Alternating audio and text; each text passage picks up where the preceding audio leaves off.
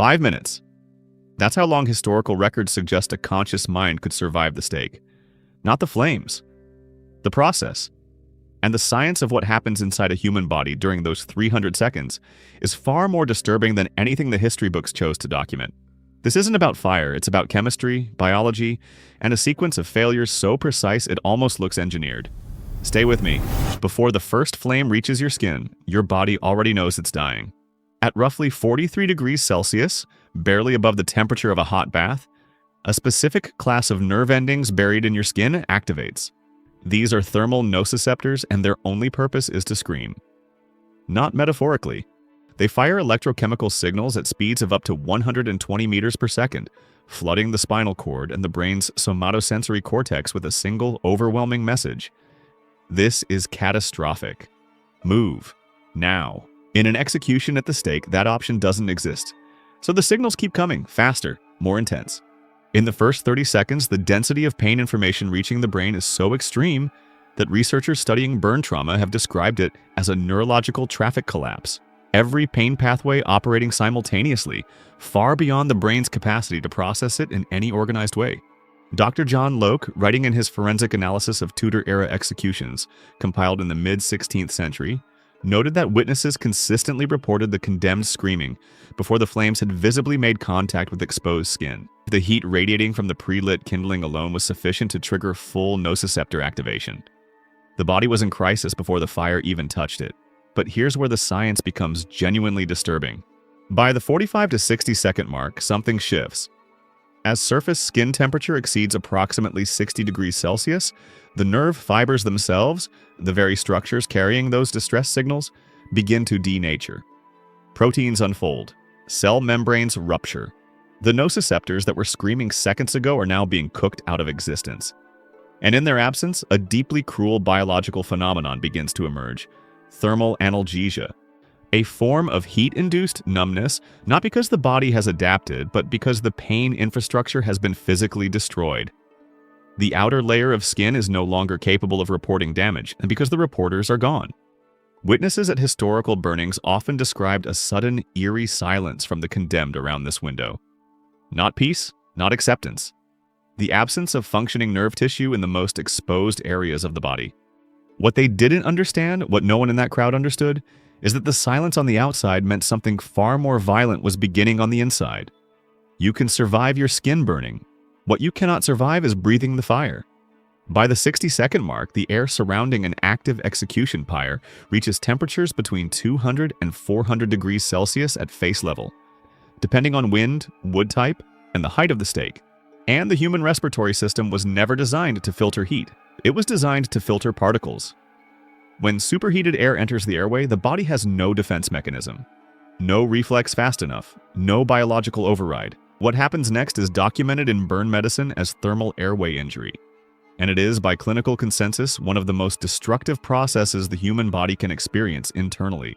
The moisture lining the trachea, the bronchi, the delicate alveolar tissue of the lungs, all of it begins to convert to steam. Not slowly, almost immediately. The internal tissue, which requires precise humidity to function, is essentially cooked from the inside out. Pulmonary edema follows within seconds.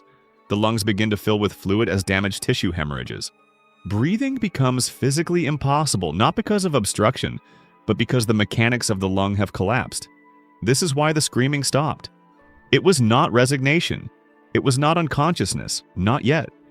It was the physical inability to force air through a system that was failing in real time. Dr. Franz Kussler, a 19th century forensic physician who studied post-mortem records from documented burnings in Central Europe, observed in his 1887 case compilation that the laryngeal tissue of recovered victims showed severe thermal scarring entirely inconsistent with external flame contact, meaning the damage came from inhaled heat, not the fire itself. The body was destroying itself from the inside, using the very act of breathing as the mechanism. For the crowd watching, the silence read as submission. For the body at the stake, it was the beginning of systemic shutdown. But even as the lungs were failing, something else was already moving through the bloodstream. Quieter, invisible, and in many cases far more merciful than anything the fire could offer. The fire doesn't need to touch you to kill you. It just needs you to breathe. Incomplete combustion, like the kind produced by large, open-air wood fires, generates carbon monoxide in significant concentrations. And carbon monoxide is, chemically speaking, a perfect biological weapon.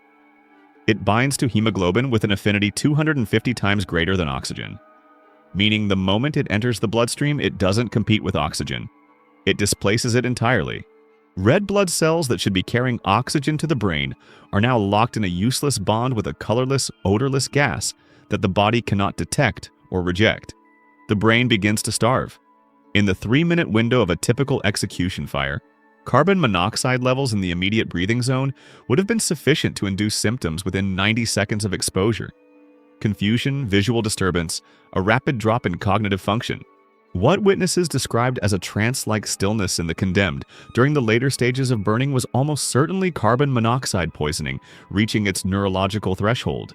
The brain, deprived of oxygen, begins generating abnormal electrical activity, hallucinations, dissociation, a functional disconnection from the physical reality of what the body is experiencing. In many documented cases, this was the actual moment of death. Not the flames consuming the body, but the quiet biochemical suffocation happening inside it. The fire was the theater. The carbon monoxide was the mechanism. Dr. Henrik Sauerbruch, one of the foremost thoracic surgeons of the early 20th century, referenced historical burn cases in his clinical writings to illustrate how smoke inhalation, not thermal damage, was the primary cause of death in pre-modern executions.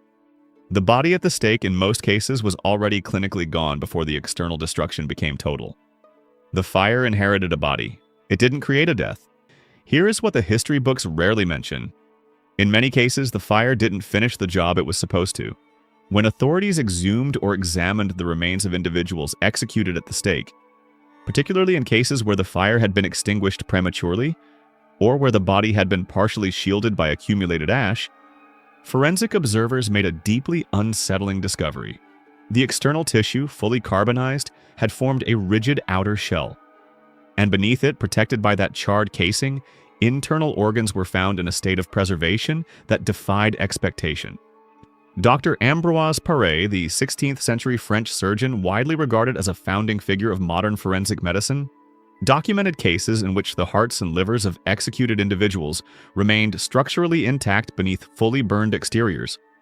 His observations, recorded in his collected surgical works published in 1575, noted that the internal temperature necessary to destroy deep organ tissue requires sustained heat exposure that open-air fires rarely achieve consistently.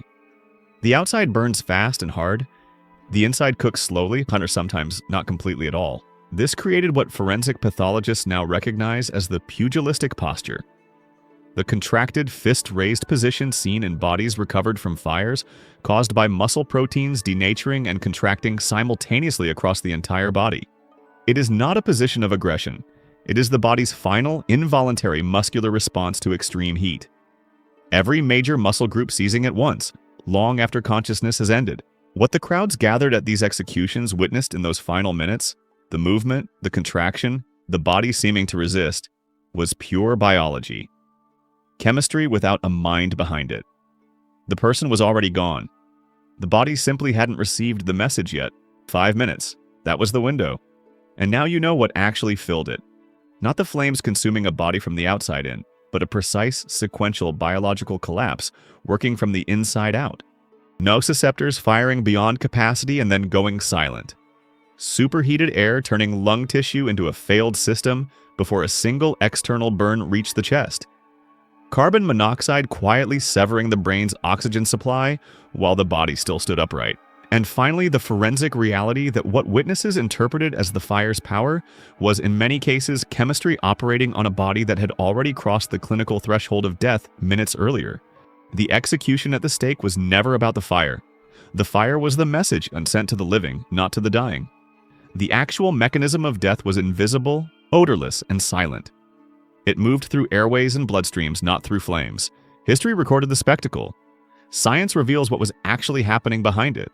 And that gap between what people believed they were witnessing and what the body was actually experiencing is one of the most profound examples of how little even educated observers throughout history understood about their own biology. Physicians standing in those crowds trained in the medicine of their era We're watching a process they had no framework to explain. The answers were locked inside the bodies they were watching burn.